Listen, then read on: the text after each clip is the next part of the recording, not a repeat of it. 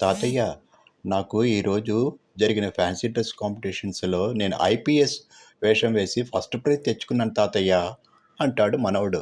తాతయ్య చాలా సంతోషపడతాడు. కంగ్రాట్స్ చెప్తాడు.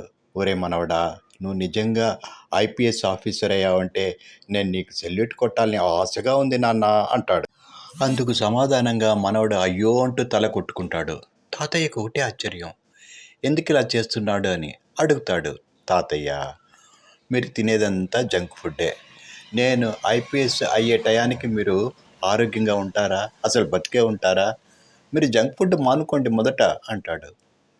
అప్పుడు తాతయ్య తాను చేసిన తప్పు గుర్తించుకుని, మనవడా, ఆరోగ్యానికి హాని కలిగించే చాక్లెట్లు, కూల్ డ్రింక్స్, ఐస్ క్రీమ్, బిస్కెట్లు, కేకులు లాంటి జంక్ ఫుడ్ ఏది తినను మనవడా.